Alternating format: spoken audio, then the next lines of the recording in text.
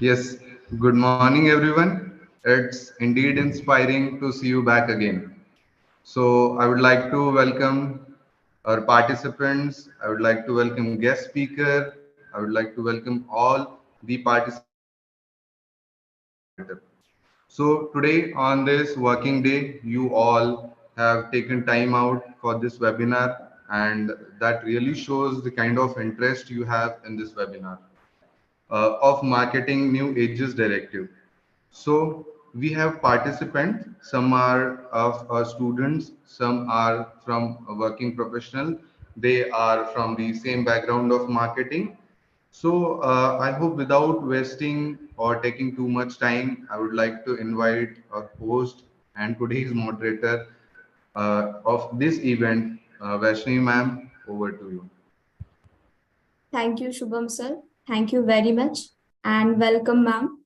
So we are indeed inspiring infotech. We are in learning and development space, and we are being in conducting webinars, seminars, and we are into the educational trainings actually. So getting associated with this, we are get in touch with multiple universities in India by physically training to them to their colleges and delivering skills based training, practical activities, as well as output oriented trainings in to the students as student training programs. And for the faculties, we are into the faculty development program as well. We believe that the knowledge needs to be acquired continuously in the disciplined manner, in a right direction, so we can professionally achieve our goals in helping individual to grow themselves and to contribute to grow the organizations as well. So at the same stream, we have arranged and came up with a webinar today, that is the Marketing Edge Directive, winning and leading by customer advocacy. And for this, we have a growth. Let me brief you something for the past participants, that what is this session about. As we all know that it is a new age of marketing. The focus has shifted from traditional tactics and it has been customer centric. The approach is centered around the customer's advocacy and growth. This shift acknowledge that the customers are more powerful than ever before, with access to vast amount of information and platforms to voice their opinion. So in this landscape, winning and leading the market requires the organizations to prioritize the building relationships with their customers and harness their advocacy to drive the growth. So let us not discuss and keep some the important part to Miss Dr. Neha, and to lead us and to drive what actually what is the importance of this domain. And I would like to invite Dr. Neha for this session, and we would have a great talk as she has done the PhD in marketing. She's working as an assistant professor, and also she is an assistant director of quality and compliance cell and have a great experience in this marketing domain. I would like to invite Dr. Neha to take ahead, and also I would invite everyone to ask question and answer after attending this webinar and seminar. So I would like to invite Dr. Neha for a beautiful session. Yes, ma'am. Thank you so much, Vaishnavi, for giving a beautiful introduction about the topic as well as about myself. Okay, good morning to all the participants. As introduced by Dr. Vaishnavi, I'm Dr. Neha Singh Rathore, and I'm currently associated with Manipal University, Jaipur, in the position of Assistant Director QNC and Assistant Professor. So as Vaishnavi briefed, the topic of the day is Marketing New Age Directives, winning and leading by customer advocacy and growth. So I would want the webinar to be interactive, and we Instead of being it one mode communication, I would be very appreciative if y'all can participate and ask questions, etc. Okay, so now just to begin with, we all know that markets are changing and the engagement level of the customers are changing. The internet has actually changed the marketing for the better, we can say, and also for complicated. Companies are facing difficulties as well as easiness to interact with one another and interact with the companies and customers to build a brand. The brand themselves have changed. The age-old industry of the advertising itself have shifted to cater to the new trends. So we have all the social media platforms who have become an advocate of advertising actually. We're talking about building better connections with a lot of information in hand that the customers have, and totally overall experience is what we're talking about. Right now, if we talk about the focus of today's marketing, it's more on content, it's more on information. We are actually moving towards inbound marketing practices, that is focusing on creating contents and talking about clients' customer cares. Side by side, companies are trying to build an ability to build a digital reputation, because we know that maximum of the customers are moving online for their purchasing decisions. We are trying to map the content operations to the buyer's journey. We are trying to enable our sales, and we are trying to maintain an active social presence side by side. Overall, we are talking about multi-channel marketing, multi-channel communication, multi-channel branding with paid search, catalogs, everything, right? Also, we are talking about being live, right? And being live and side by side providing value. So it's not just providing value, you need to provide a live value to the customers. So it's all about new age marketing and new age experiences. So in today's webinar, we would be covering topics. I would be, taking, I'll just share my screen. I would be taking you through some basic concepts that would, help us build the momentum, and then slowly and steadily I'll take you through a lot of examples to cover the topic. Okay, is my screen visible, Vaishnavi? No, ma'am. Okay.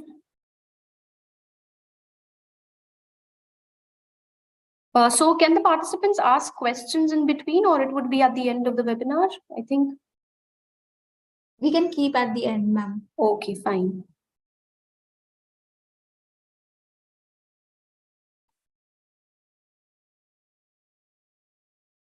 Yeah, I hope now it's visible. Yes, ma'am. Okay, thank you.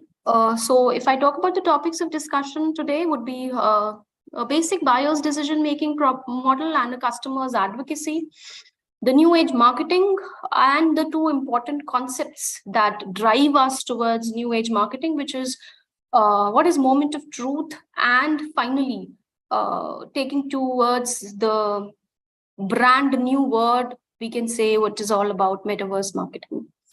Okay, so I hope, okay, wait.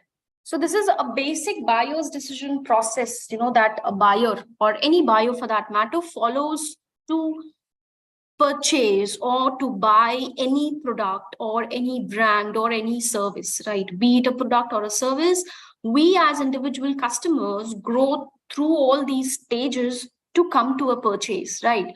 So I'll quickly give you a very small example. So let's say if I have to buy a laptop, I need to recognize that I have a problem. So let's say if I have taken an admission into a MBA institute and I obviously need a laptop. So there I have recognized a problem that I need a laptop and I don't have one. What is my next step? I go on to all the platforms to search for all the relevant information available. So I'll probably go online, I'll talk to my cousins, I'll talk to my friends, I'll talk to my colleagues to gather as much as information as possible about laptops, right? What I do next is, if I have 2 to 3 alternatives in hand, I evaluate those alternatives, right? I evaluate those alternatives on the basis of different features that the brand or the product offers. After the careful evaluation, after doing all the pluses and minuses about different brands, I come up with a purchase decision. I purchase a brand, and then finally comes my post-purchase stage. What is a post-purchase stage? That I have the brand in my hand, I have the product in my hand, I have experienced it, and I'm able to evaluate it with the promises that the brand made. Right. So while doing my information search and evaluation of alternatives, every brand would promise you something, right? So let's say the battery is long lasting, it supports games, or let's say it's lightweighted, its power backup is very strong, whatever. So as a brand, as a company, I promise something to my customer, and it is at the post-purchase evaluation stage, the customer would compare. Okay, so this was promised to me and this is what I'm getting. Okay, so that is where the evaluation comes. So this is basically a basic decision making process that a customer goes through. Moving ahead, we have another term which recently came into picture, was customer advocacy. Now, what is customer advocacy? When we are saying that, every customer in nook and corner of the world is going through this decision-making cycle, companies are trying to actually make or focus on specialized form of customer service, right? We are actually becoming advocates to our customers. Who's an advocate? Advocate is basically a vakil, right? So he or she actually fights for us, right? Favors us.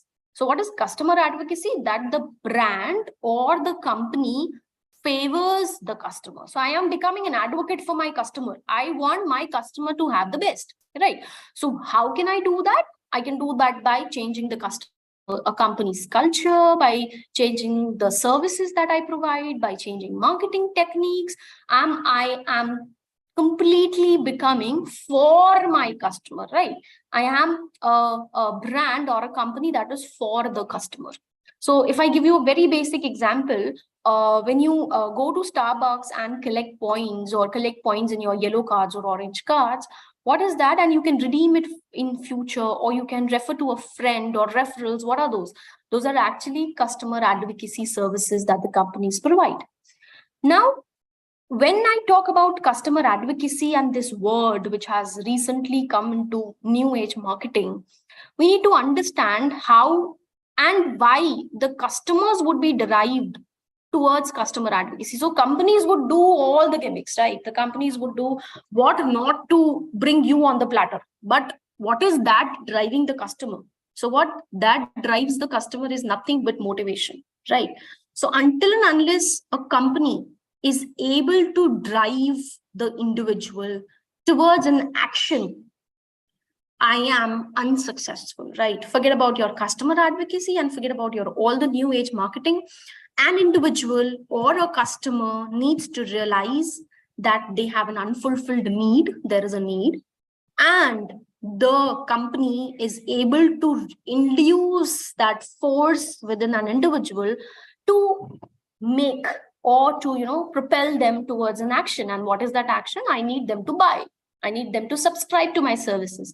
I need them to go and visit a place. I need to go and visit my restaurant. I need to go and try my product, try my service, whatever, right? So as a marketing company or as a company, what am I trying to do? I'm just trying to induce more tension in the mind of customer that, okay, you have an unfulfilled need.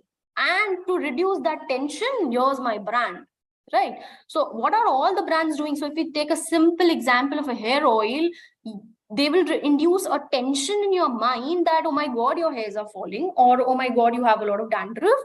And that is an unfulfilled need that you have. And here comes my brand. So you have an unfulfilled need. The company actually forces you to replace that need or that tension with your brand. So it's a process of guiding the customer. It's a process of guiding a goal-directed behavior. What is the goal? The goal is ultimately nothing but purchase, subscribe, pay, right? So I'll just take you through a very simple example of soaps that we all have.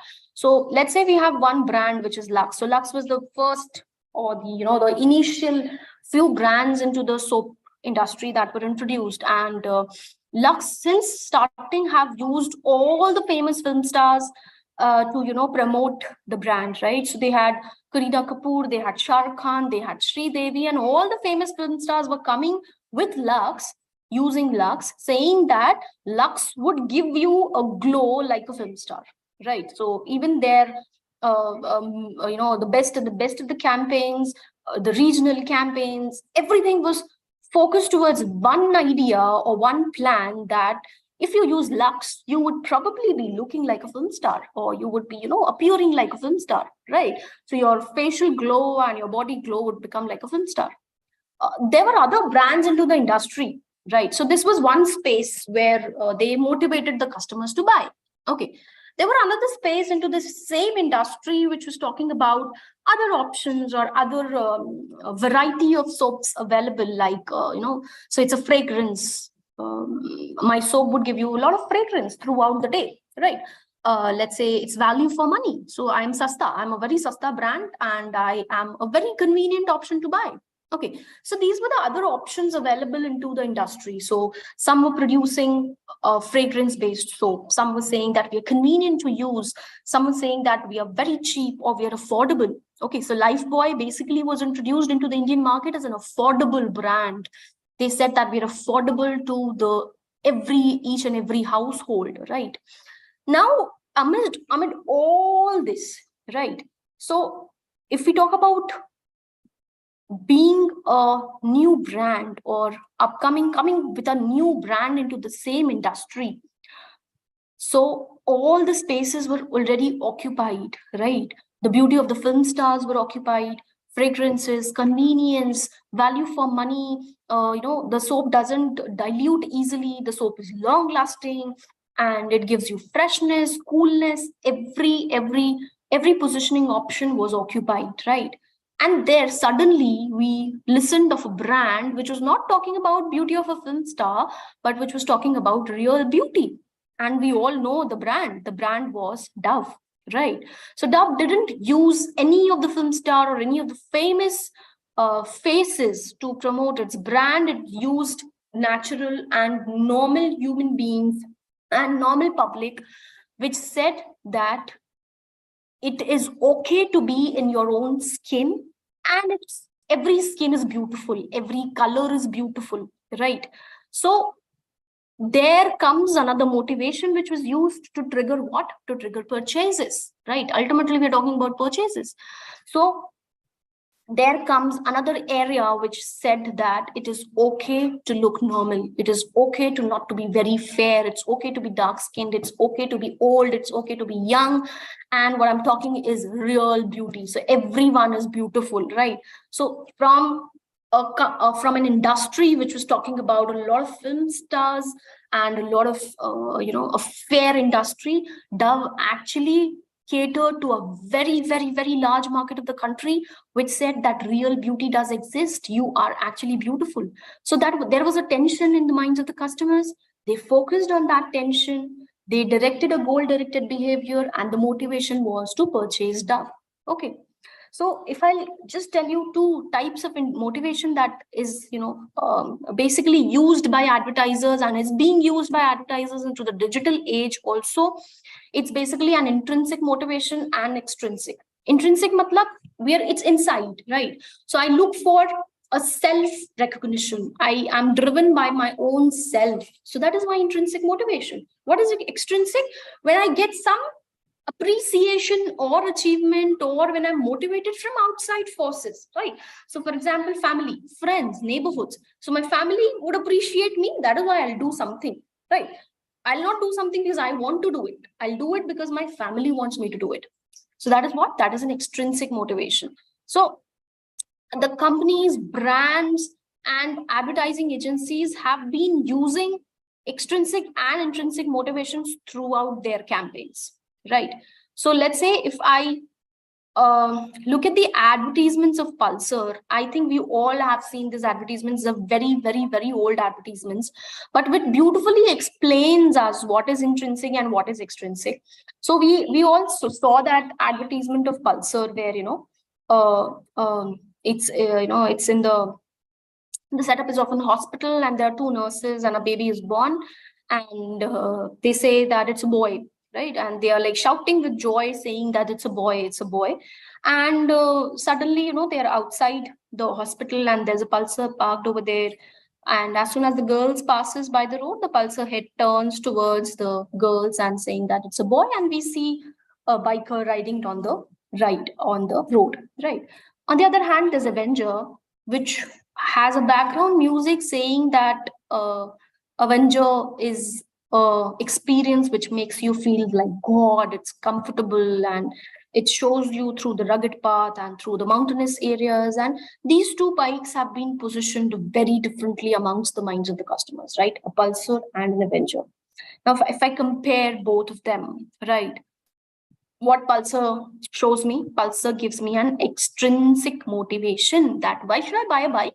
I should buy a bike because it's more of a masculine nature, right? It is more of, it shows my masculinity. It attracts girls towards me. Whereas if I talk about intrinsic motivation, or let's say the example of Avenger is basically your own internal satisfaction and your own internal comfort. You feel like God by driving a Avenger bike, right? So that is how the companies have been using these gimmicks to motivate people. Also, I'll tell you a small a story behind this. There was a big survey which was done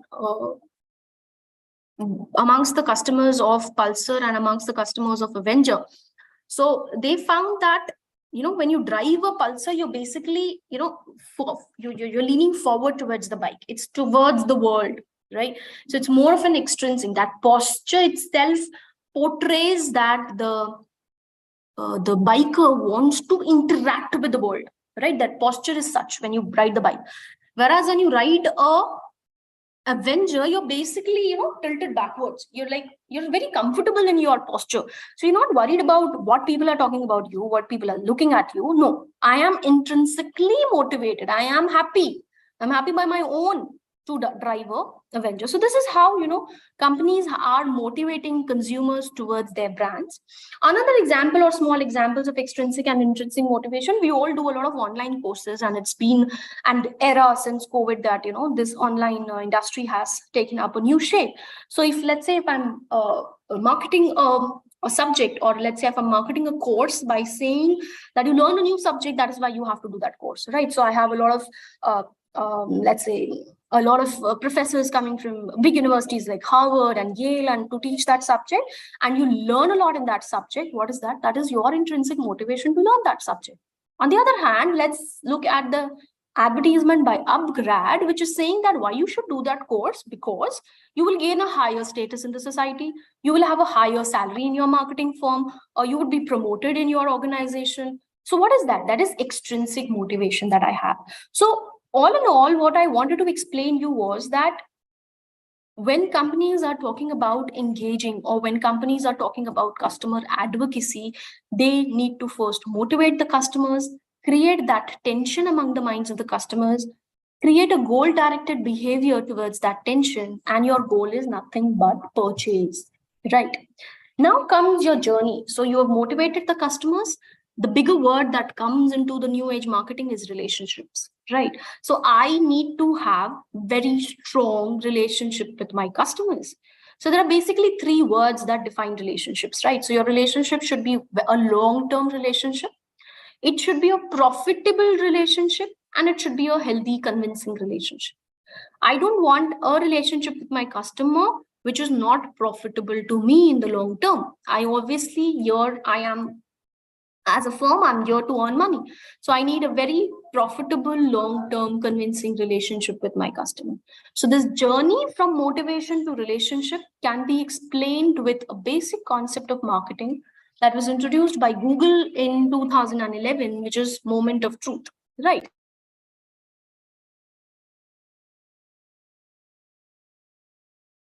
What is moment of truth? Moment of truth is nothing but the points where the customer interacts with the business, or the points where a customer interacts with the company to establish a relationship between the brand, the product, the service, or the customers. These are basically the touch points where customers would form an opinion, would change the perception towards the brand. They would make a decision, they would make up their mind towards a brand or a service. Now, when we're talking about internet has changed marketing, or with all the digital marketing, the information is available everywhere and customers are accessing that information on their laptops, their tabs, their phones. So these moments of truth has become very widespread. Now, it's not only that a customer would visit a store to create that moment. I am creating that moment on my own phone, right? So I have a touch point with the company on my own cell phone. Forget about going to a brand and visiting a dealership and doing that. That becomes a secondary option. What I initially do is I initially search, I initially surf internet. So the relationship or the points that gets triggered, or the touch points that gets triggered when the customer forms an opinion, have even become more widespread and more complicated, right? So you look for a scenario where a customer going to a dealership, the dealership wala, taking the notes and taking your contacts, keeping it in the diary, and having that conversation with you, convincing you, giving you a cup of coffee too, changed to completely online. So you surf, if you don't like it, you close the window. The company would not even get a chance to interact and explain themselves to you, right? And you already have formed an opinion. So this is how the world has changed, and the complications of building those relationships have changed, right? So I'll just take you through the simple moments that are actually existing. So we say that there are three moments that gets created. So first is your the zeroth moment. So we call it the zero. Then comes your first moment, and then comes your second moment. So what is the zeroth moment? Is where the user identifies that I need a product. So a need has arisen. There is a motivation to buy the product, but still the company doesn't have any idea that the user wants to buy the product, right? So as a simple example can be that, let's say I'm reading the newspaper today in the morning, and I saw a Hyundai i20 advertisement, or let's say a Kia Seltos advertisement. And what I realized was that my old car has become, pretty, it's taking a lot of money and it's not good. So I need to change a car. So what I did, I just made up my mind, or I thought about buying a new car, right? So the advertisers don't know this, right? I don't know which customer is thinking what. So what is the catch over here? The catch is, or let's say the term that we have all heard is omnipresent marketing. So I need to be omnipresent. I don't know as a marketer, as a brand, as a company, that when, where, how a need would arise for a customer, right? So there is no chance that the companies and the brands can understand which customer is having what need. So that is basically the zeroth moment of truth, which supports your omnipresent marketing, right? So I'm just relating the two concepts, right? So I have to be present everywhere. A need can arise while driving through the road, so I need to have the billboards in place. A need can arise while reading the newspaper, so I need to give advertisements in the newspaper, in the magazines. A need can arise while scrolling through the Facebook, so I need to give advertisements on social media. I need to be there on Twitter. I need to have all the posters in the malls. I need to do in-movie advertisements. I need to do in-movie placements, everything, right? I have to be present everywhere. The second moment, or let's say the first moment of truth, arises when the customer directly informs the advertiser that yes, I have a need. So what is that? So let's say if I have given an advertisement of a car, the customer just reads the advertisement and closes the newspaper. That is zeroth moment of truth. What becomes my first moment of truth? Let's say the customer scanned the QR code, went on the website, interacted with the chatbot, or went to the dealership and informed that I'm looking for a car. or let's say called the customer care service center saying that I need a car. So what is happening here? Here the advertiser is realizing that certain set of customers or an individual is actually looking for my product, right? And the brands become active. I am super active at that time. Why? Because a query has been raised, a website has been visited, a footfall has been created, a page has been liked, or let's say a QR code has been scanned, or a call has been made, or we directly go to the dealership, or a referral through a friend has been created, or I have commented on the reel, or I have taken a referral code on Instagram, whatever. What happened is that I have informed the advertiser that I'm interested in your product. Simple. And what happens next is what we know is we buy, and finally comes your second moment of truth, which is nothing but your post-purchase experience. And why is this important in this new age marketing is because this experience becomes your word of mouth, right? So I, as a customer, I'm ready, I'm open, and I'm super ready to share my experience, whether it is bad or whether it is good, right? I just want to share. Right. So in this economy, which we are also calling to be a sharing economy, my experiences are also becoming sharing. Right. So I just immediately would like to share about a new phone that I've bought, a new apartment that I've purchased, a new laptop that I just want to share. Either it's online or it's offline. I'll call my friends, I'll post it on Instagram. I'll only post a reel on Instagram. What is happening? I'm sharing my experiences. Now, what all the companies would want, that these experiences are good. Right.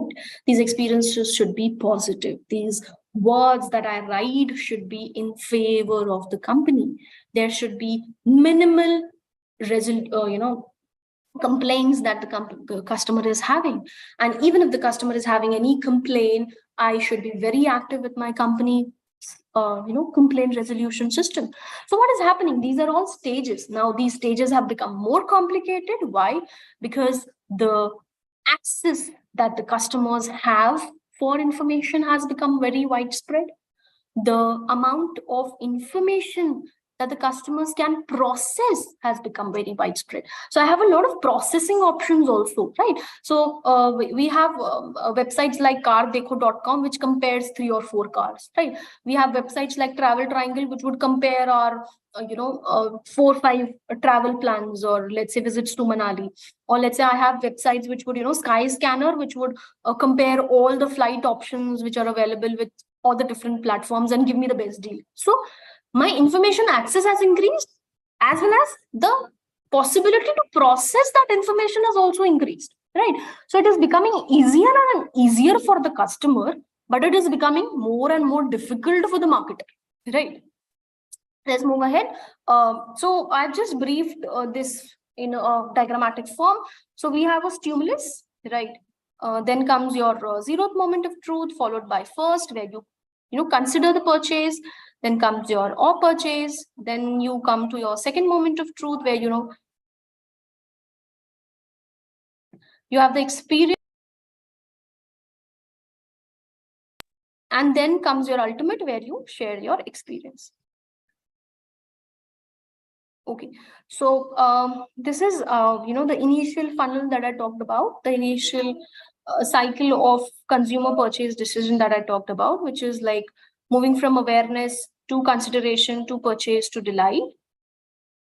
Then comes the in between moments of truth, which is like the 0th moment of truth, the first moment of truth, and the second moment of truth.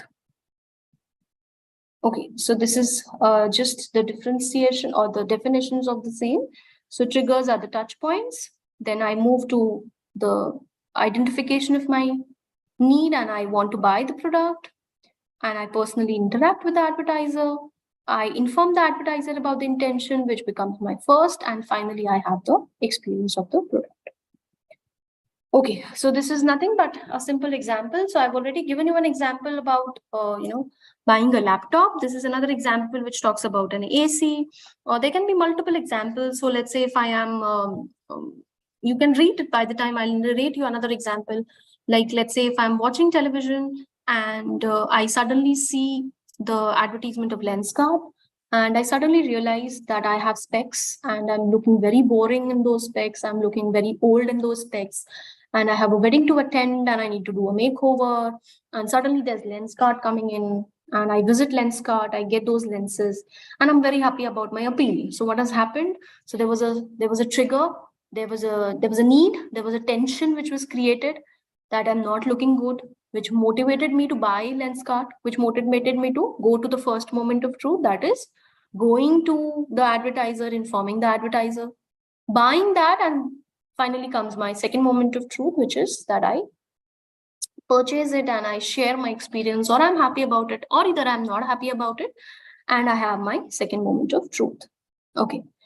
Now, what makes these moment of truths, right? So what is that just creating? It is actually being created everywhere. I told you about it is being omnipresent.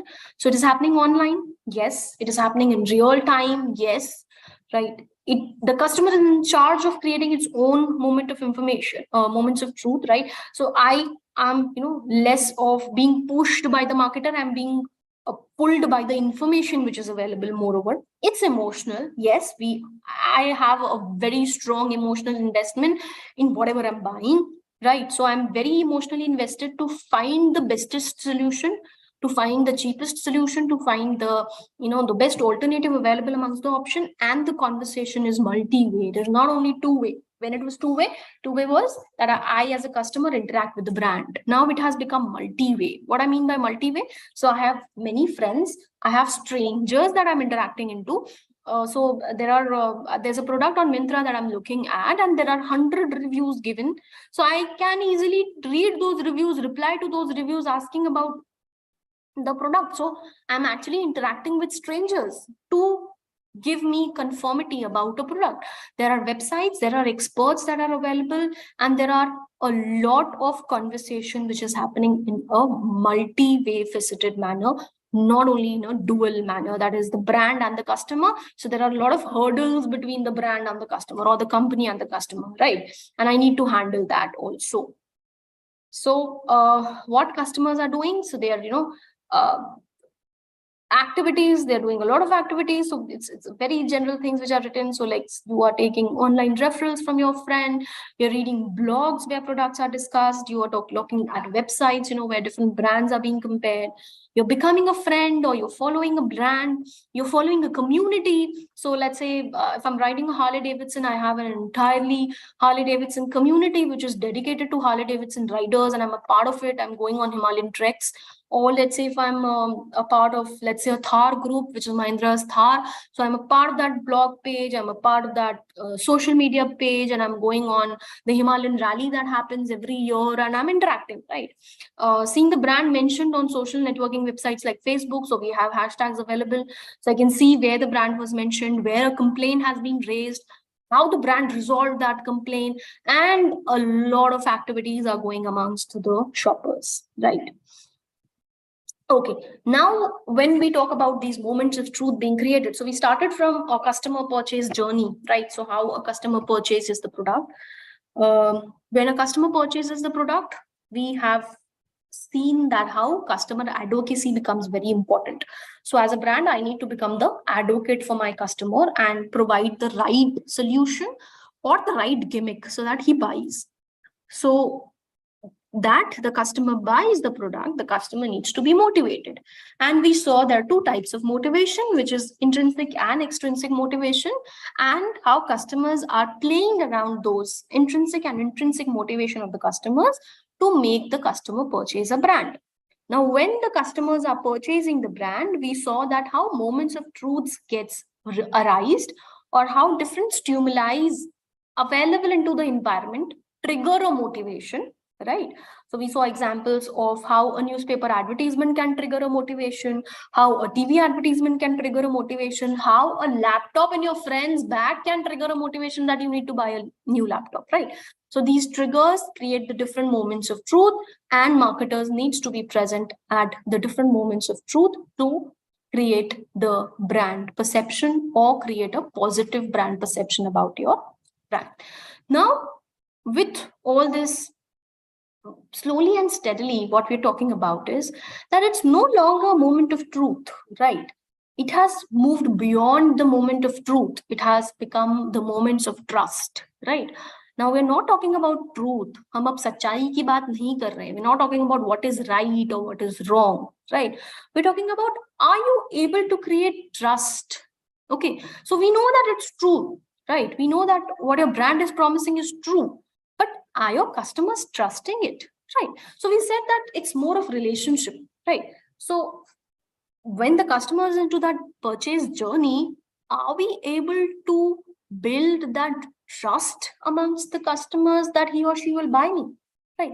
So it's more of trust, it's more of relationship building, it's more of rather than stating facts and rather than saying them the truth, basically I need to create different moments that the brands trust me, that the customers trust me, sorry, right? So it is more about trust, which I need to invoke in my customers, so they continue to be my customer for a very longer period of time, so they continue to refer me to their friends and family members, so that I get a lot of walk-ins, etc., etc.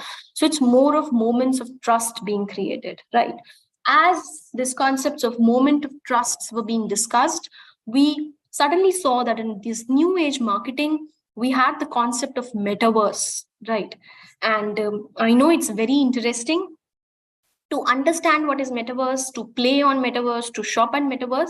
I'll just take you a very brief discussion about what metaverse is and how it has changed the route to customer advocacy, the route to growth that the customers and the companies are looking forward to. So, okay, a basic question, that how many of us saw the FIFA World Cup?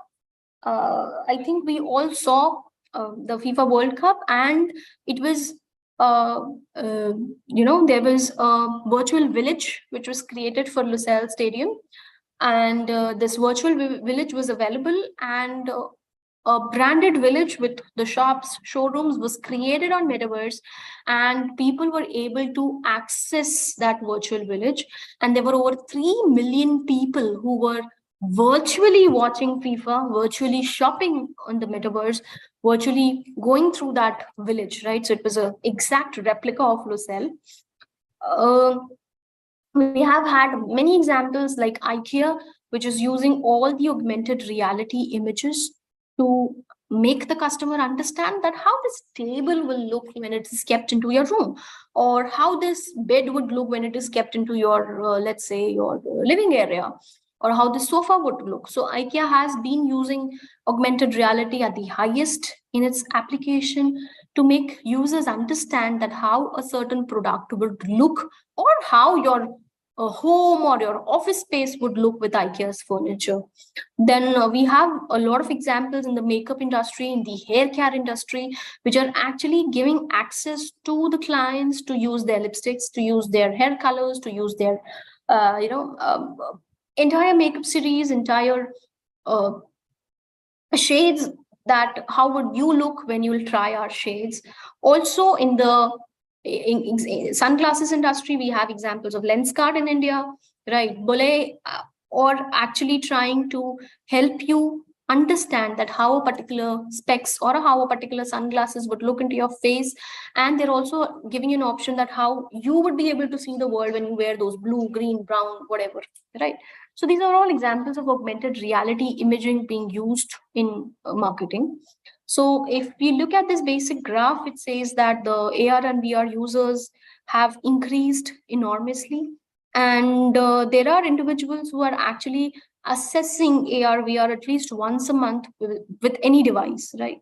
So they are actually paying for that device, and people who pay for that device, who buy that device, who assess that devices are actually increasing, right?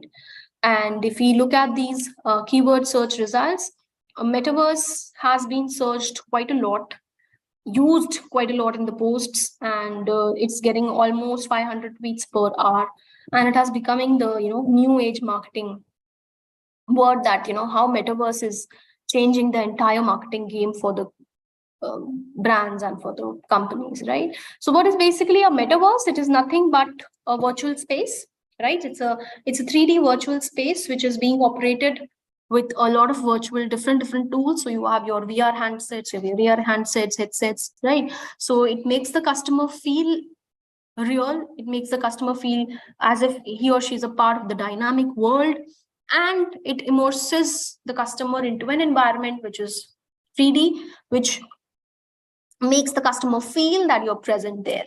Okay, so if you have your mobile phones handy, so there's an application which is there, which is the most simplistic application available on App Store, Google Play, everywhere. So it's Loka. It's known as Loka. I just request you all to download that if you have not experienced it. Just download that on your mobile, and after this webinar, you can experience that. So you will see that how brands are being positioned over there. So you can shop, you can actually interact. Obviously, it needs to be money oriented, but yes. So this application will give you a feel that how metaverse people are interacting into metaverse, or people are interacting into a different virtual world which has been set up with all the brands, all the user necessities. So nowadays we're talking about avatars being created. So customers are actually investing for their avatars, right? So I have a customer now who is ready to buy, let's say, a $15 million office to make the meetings online. I have a customer who's ready to spare 15,000 rupees for a shoes which he or she will never wear, but the avatar will wear, right? So I have my avatar in the virtual world, and my avatar wants to wear a shoes, my avatar wants to wear a Nike t-shirt. So I'm buying for my avatar, not for myself, right? So I'm living there, I'm working, I'm shopping there, I'm learning, right? Education has become and occupied a lot of metaverse space nowadays, where people are interacting there in the virtual world, right? All from where? From the comfort of your own physical world. So I'm sitting in my physical world, I have my AR and VR headsets, I have my glasses, and the technology is enabling me to socialize. That technology is enabling me to digitalize with the help of the technology, right? So nowadays companies need to understand that I can the people are actually changing their preferences, right? They're ready to spare money, they're ready to spend money, they're ready to dig holes in their pockets for their avatars also, and it's become a mandatory thing, right? Let's see some of the characteristics. So it's active, right? It's always active, it's 24/7 active, it exists in the real time. So let's say if I'm having a meeting in my office, in my virtual office, so let's say 10 employees would join there in that meeting. So I'll have all the 10 avatars sitting there on the couch in the virtual world.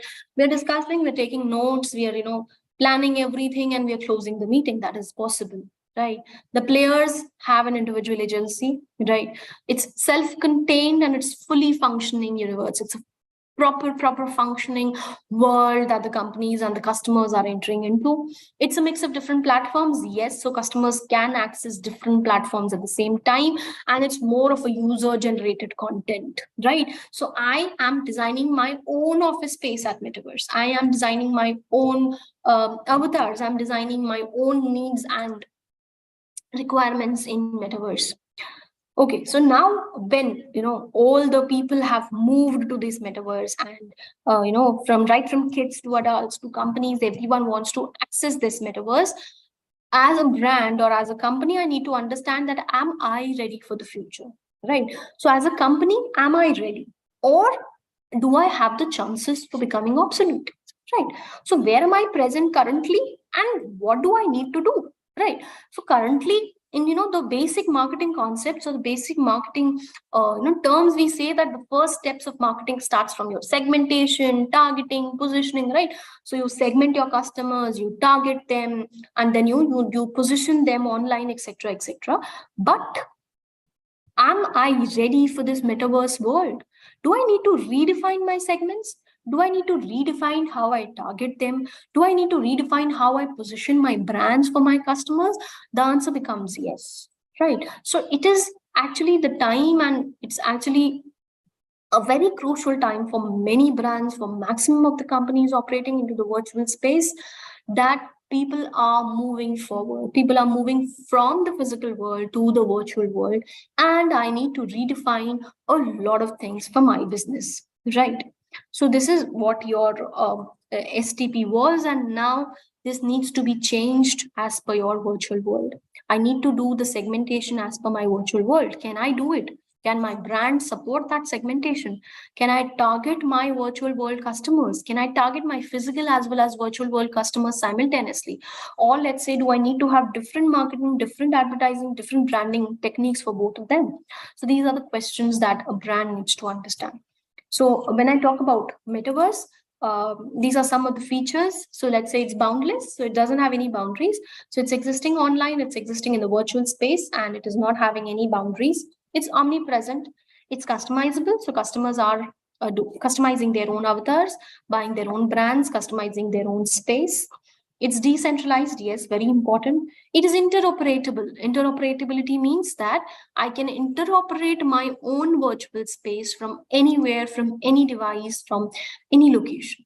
And it is persistent. Means that once a space has been created, once an avatar has been created, it is persistently moving towards growth. It is persistently moving towards more and more of additions and more of interactions, which makes it more difficult for the brands to be present. Okay, so now there are some examples. So gaming industries, poker, you can play poker online. So there's a very famous website which is known as Spartan Poker, which allows you to create your own avatar and play poker. I already told you, we can have meetings online, we can have office parties online, right? So this is again one application which is being developed, which is Next Meet Core. You can try this application also, just download it from your app store. Social exchanges are happening, yes. So this was a very famous wedding that we saw, and there was news coverage, a huge news coverage, where the couple created their own avatars and did the wedding online in the metaverse space. And it was the first metaverse wedding reception which was held online amid COVID, obviously. But yes, social exchanges are happening. Real estate, virtual retail, and shopping, yes. So Tanishq actually released their range of polki ornaments, or let's say jewelry, and they did it online, right? So they actually released a new wedding collection, which was a polki wedding collection, and they did it in a metaverse space. A full-fledged tantrum and a full-fledged show was being put up on the metaverse for the release of this jewelry line, or let's say the product line. Healthcare, yes, a lot of hospitals are actually using metaverse, or a decentralized place to provide healthcare facilities to the patients, right? Surgeries are becoming possible, remote surgeries are becoming possible, patient care is becoming possible in the metaverse space. Education, a very, very, very famous example, where everyone is setting up their own metaverse spaces. All the centers, all the coaching centers are setting up their spaces so that the customers can, the students can just sit in their own space and feel as if they're in the class. So classroom environments are being created, education spaces are being created on metaverse. Tourism, yes. So tourism, with the help of metaverse, people are ready, or people are actually able to do, actually able to travel to different places by just being available in their own space. So it has actually opened avenues for the physically disabled people. So even if a physically disabled person wants to do a yatra to, let's say, the Char Dham, it is possible now with the help of metaverse and your virtual reality. And let's say if historical travel can be made possible. Okay, so all this sounds very cool, and all this sounds very interesting, that we are able to create the moments of trust, and we're able to indulge into a new metaverse space, create that trust, build that relationship, and we are present there. But what does the business needs to do? So the customers are actually progressing. As a business, I need to progress too. So what does I need to do is the answer here, right? So we have all heard about Porter's value chain. So what Porter's value chain tells me is that my primary and my secondary activities delves a value to the customer, right? So I need to create that value for the customer. That I've paid 100 rupees, what is the value that I've got in return, right? So similarly, this is your metaverse value chain. So I have primary activities and I have my support activities.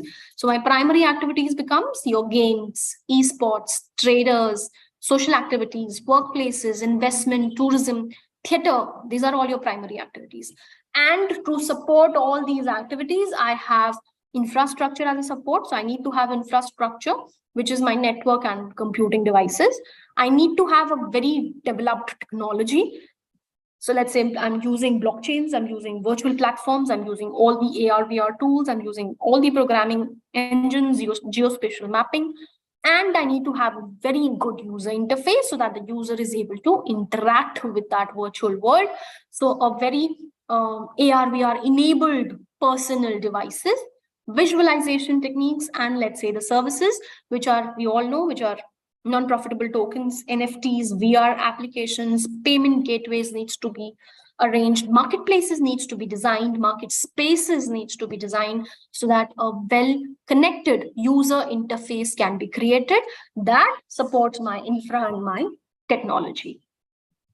Right, so these are some of the examples. So the infrastructures are being provided by, we know, AT&T, network and hardware, Intel, Qualcomm, virtual examples of virtualization engines. I've put a few. Then interfaces and access. Again, I've put a few examples of the companies which are providing those. And user experiences and use cases. Again, Netflix, Zoom, these are all examples of user experience and use cases. I hope I'm clear, so I'll move ahead. So now when we are actually talking about creating this engagement with the customers, I'm talking about exchanges, right? I'm talking about exchange of money. I'm talking about exchange of NFTs. I'm talking about trading, right? So that is where the success would come. That is what the companies are looking for. I need to earn money, right? So I'm not talking about B2B, B2C, B2D. No, we're talking about D2A, which is direct to avatars and selling to avatars. The marketplaces are there to sell to your avatar. So I need to understand the gimmicks of my avatar now. So what my avatar is doing into that space, what are the needs and requirements of my avatar? What is the motivation for my avatar? What is the moment of truth for my avatar? And finally, the space in which he is existing, right? So I am considering all these options, selling only that is happening, or let's say the retailing which is happening is from D to A, which is direct to avatar, right? And there are a few examples, and we are also talking about co-creating the spaces. So the brands and the customers actually co-create a new space to brand and advertise. Okay, so I started with the same funnel. That is how a customer, goes from a purchase decision to evaluation of alternatives to a pre-purchase and finally to a post-purchase in the reverse order. So this is what the conventional retailing was all about.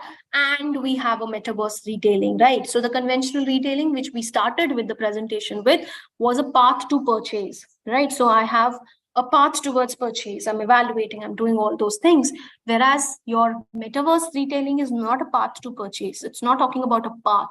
It is talking about a stream of engagements that creates throughout that path, right?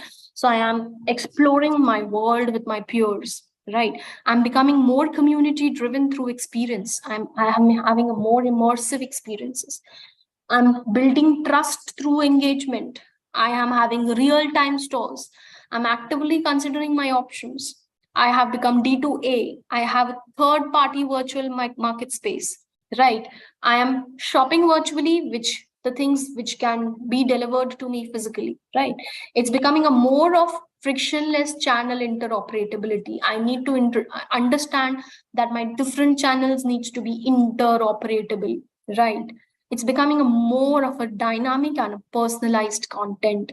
I'm no longer talking about mass marketing. I'm talking about more of customized marketing, right? I cannot have one solution to different needs of different people. I need to have a very customized solution to the needs of individual people. And obviously your customer support, complaints, warranties, resolution, all this entire marketing cycle moves in and around the metaverse marketing space also, right? So I would just like to sum up about the entire space discussion that we've had. So we started with the conventional retailing path, that is your buyer's decision process. I also discussed about how the customers are motivated throughout that process and the two different types of motivation that the users have, which is intrinsic and extrinsic motivation. So once the customers are motivated, I need to make sure that they build a relationship with the brand, they buy the brand, and for that we discussed about how the customers or the brands needs to be present in the moment of truth.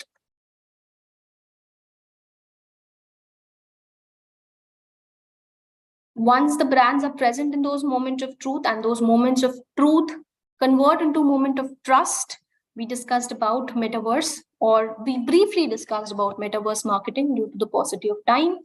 And we also saw that how this metaverse space has changed the entire marketing game and the marketing gimmick. Okay, so that's it for the day. I think I've done justice to the topic, and your some of the objectives of understanding and going through this seminar has been fulfilled. It would be really great to answer if you have any of the queries, or if any of the participant wants to understand anything or ask anything. I'll be really happy to answer. Thank you so much. Thank you, ma'am. Such a grateful knowledge, actually. My personal opinion, I think it was a great lecture and the session, and it really drove me such beautiful knowledge. And I would like to invite audience as well to ask question, and I hope and I know that you would give a satisfactory question or the answer to that particular question. And I would like to invite any of the participants, if they have any questions regarding the session, or you want to personally interact with, want to like have a comment or want to know something.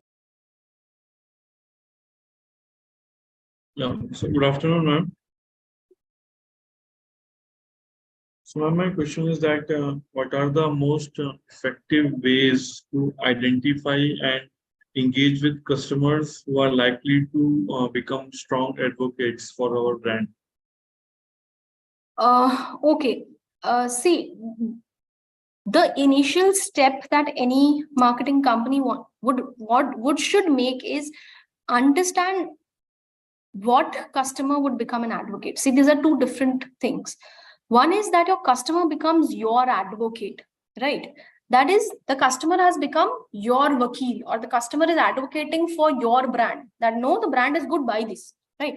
What I've become an advocate for the brand. So I've actually become I would not say a brand ambassador, but I've become a spokesperson for the brand, right?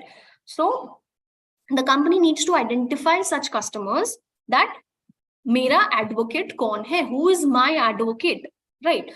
And before a customer becomes an advocate, the cycle is that he becomes a loyal customer. He's a happy customer. He has a very good experience. He has a long-term relationship. So once I've identified those set of loyal customers, I can make sure through a lot of, gimmicks like, giving him referrals, offers, emailers, anniversary wishes, birthday wishes, smart, access to, let's say, airport hubs, airport, your clubs, and the many things, right? Giving them access to a lot of facilities, that the loyal customer would become a customer advocate. That is what customer advocate is, that my customer has become my advocate.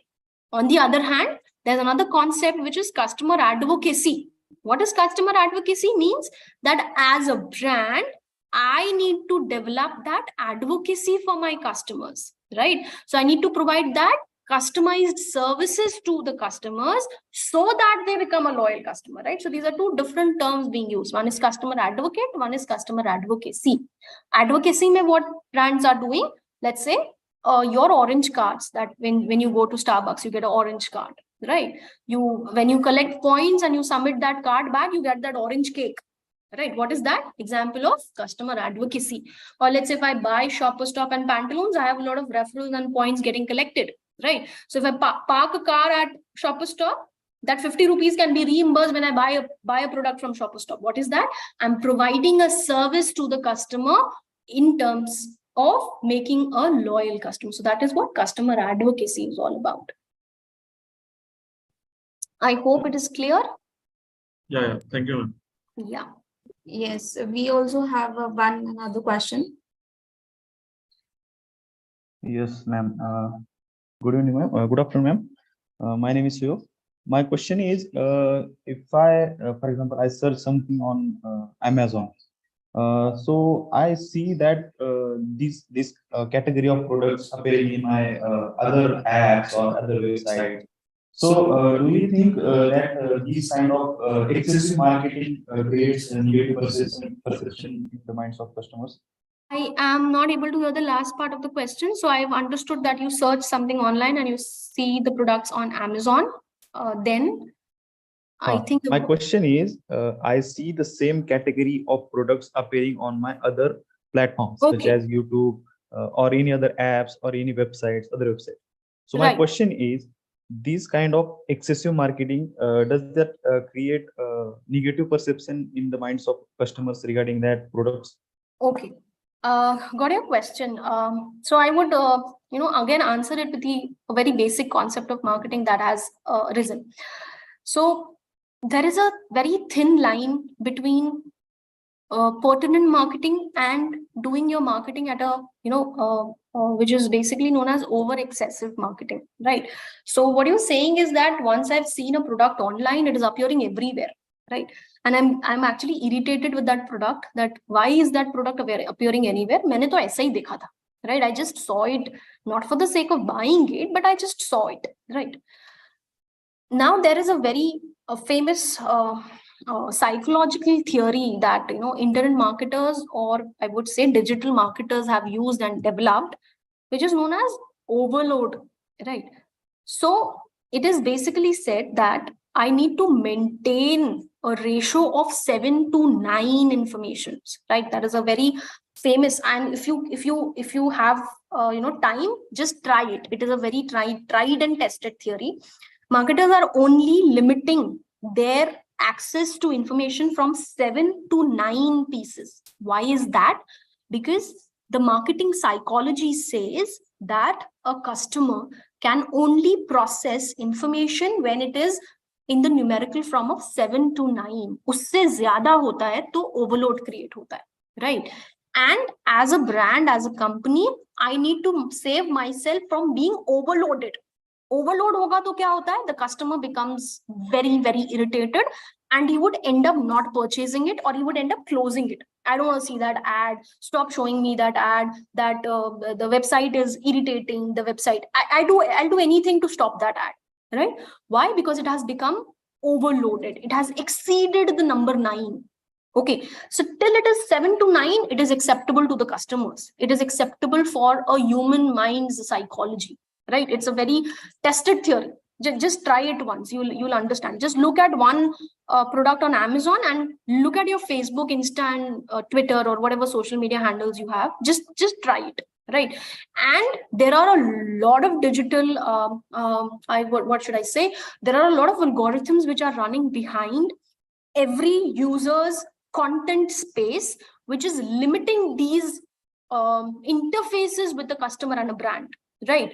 So there is a well-established procedure which is helping the customer and the marketers to establish that relationship and limiting those accesses. Okay. So are you able to understand this? Yes, ma'am. Yes. Okay. Once again, or follow-up question. जो आपने कहा कि 7 to 9.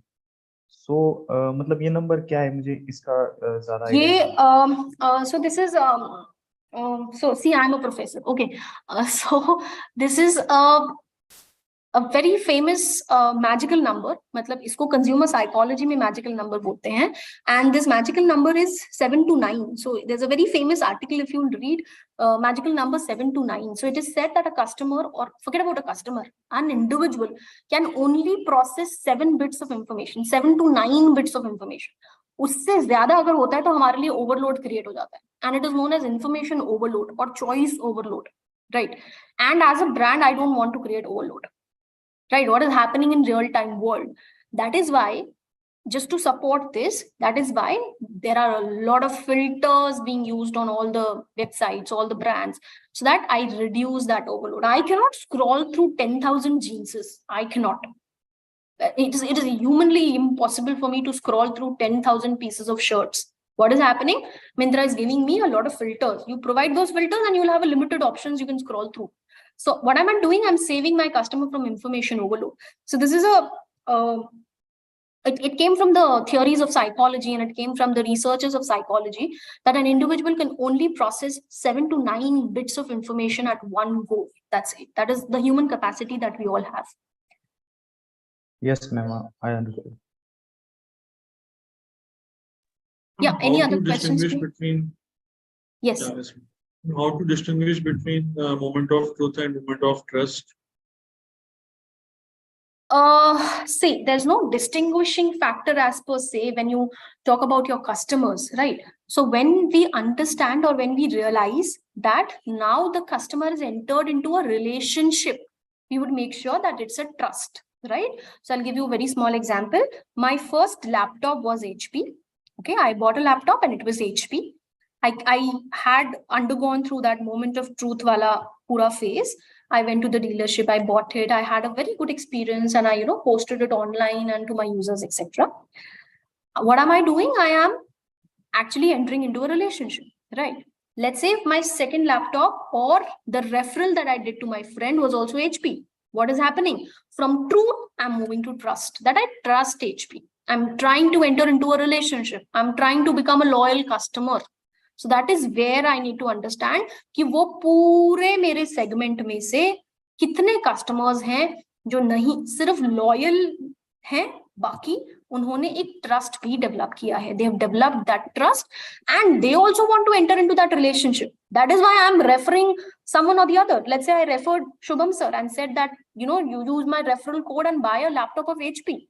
So what Shubham sir will do, he would, if he's a very good friend of mine, he would not go through that entire information search wala phase, right? He would not call the company, irritate them, go to the dealership. So I have saved a lot of money from the company's side, right? Ab wo jo banda wahan khada hota hai on the dealership, he or she will not have to explain me all the features of the laptop. Why?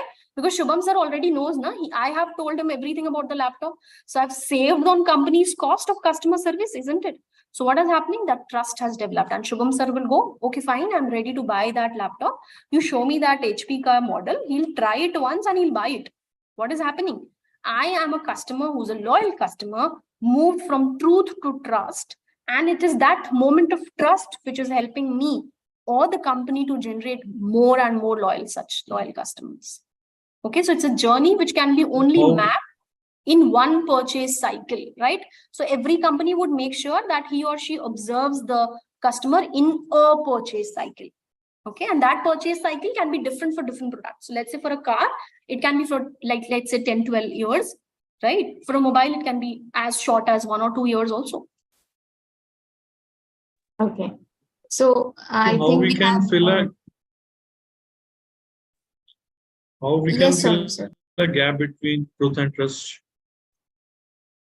Okay, so that is, all the things that we discuss in marketing with the help of good customer services, with the help of creating a good overall experience, overall purchase experience, overall post-purchase experience. My digital experiences are good, my delivery is good, my services are good.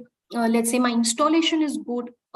If I call the company, my my complaints are being resolved at time. All those things. And also throughout the purchase, I realized that there's value for money. right? A very important thing. So if I'm paying 10,000 for a product, I should understand that this product is worth 10,000. हमें ऐसा नहीं लगना चाहिए कि नहीं यार ये तो महंगा खरीद लिया. As soon as that feeling comes into customer's mind, it is very difficult to create loyalty, right? So I need to make sure that I deliver value to my customers. Thank you. Thank you. So we have the participants from YouTube as well. And the question is, what are the ways by which we can maintain the relationship with customers for a long time? Okay, as I just answered, long-term relationship would depend on your points of, points of touch points, we can say touch points with the customers, right? Now, these touch points are not limited to your information search till purchase, right? Aisa nahi hai. After the purchase also, I would have a lot of touch points with the customers, right? Be it in the form of service, be it in the form of delivery, be it in the form of birthday wishes, be it in the terms of creating a very smooth warranty and guarantee experiences, whatever, right? So there are a lot of touch points that the company would try to create with the customer to make sure that they remember us, right? And it is also true mostly true in case of your high involvement products, like let's say a laptop, car, jewelry, right? Let's say I buy an apartment, I invest into let's say a LIC or any service. What is happening? I'm creating a lot of touch points, right? So let's say if I've invested into a medical health insurance and there was a medical emergency at my house and I need to claim that money. So that claim procedure should be very simple, right? I need to have a very hassle-free experience, right? So that is again a touch point. Let's say I want to travel by a flight, my onboarding, my deboarding, my luggage, everything should be safe and very hassle-free, isn't it? My check-in should be very hassle-free. What is that? That is a touch point. So by creating all the positive experiences, I'm actually creating a complete 360-degree positive picture about my brand, that yes, we are the most comfortable, most preferred service or the product owner. Okay, I hope the participant will be satisfied with the answers. So I request Shubham sir to take ahead. Thank you, ma'am, for such a great experience we had regarding the marketing and the customer. Thank you. Yes. Thank you, Yes, Vaishnavi. Thank you so much. Yes. So thank you, Vaishnavi ma'am. So I would like to thank Dr. Neha ma'am that this was the wonderful session with a lot of examples you have given to students and participants as well. And I would like to thank participants as well to being patient in this overall session and webinar. So there is one question. Yeah, there is one question from Tanuja. Hi, ma'am. Do we have any college or online platform where we can learn new ways of digital marketing? So I'll request Neha, ma'am, to please answer this question. Okay, Tanuja, can I speak or will I have to type? Yes. I can. You can speak. Tanuja can hear me, right? Yeah, I can speak. Okay, Tanuja, there are a lot of online platforms. I think there are many online platforms which are giving you a lot of courses, right? Upgrad is one of them. Coursera is one of them. Paid courses as well as non-paid courses are available. College, of course, we have a lot of colleges.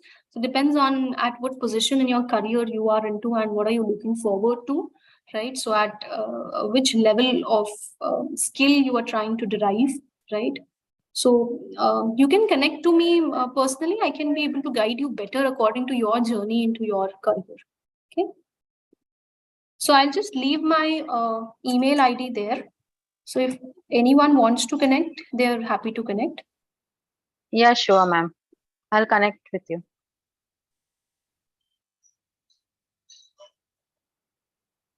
So to all the participants, I'm just leaving my email ID in the chat. You all can just email me. I'll be really happy to help you all.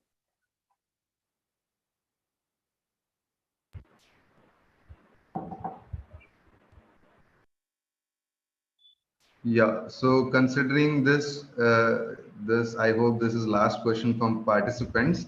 I'll move towards the vote of thanks.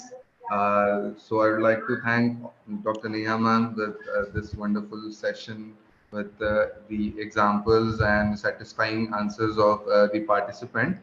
And also, I would like to thank all participants for being patient for this 1 hour and asking more doubts in this. And I'll also thank Vaishnavi ma'am for hosting this wonderful event. And with this vote of thanks, I would like to announce that the event is concluded. Thank you so much, and keep learning, keep watching. Uh, Tag us on Indeed Inspiring Infotech on different social media platforms. For getting certificate, I'll request everyone to give us feedback on different social media platform and share with us. We will help you with the certification. Yeah. So thank you, everyone. Keep learning, keep upgrading. Yes. Thank you so much, Shubham sir. And thank you, Kushal sir and Vaishnavi ma'am. Thanks a lot to Indeed Inspiring for helping me and having me here. And thanks a lot to all the participants for their patience listening. Thank you. Yes. Thank you so much, ma'am. Thank you. Thank you, ma'am.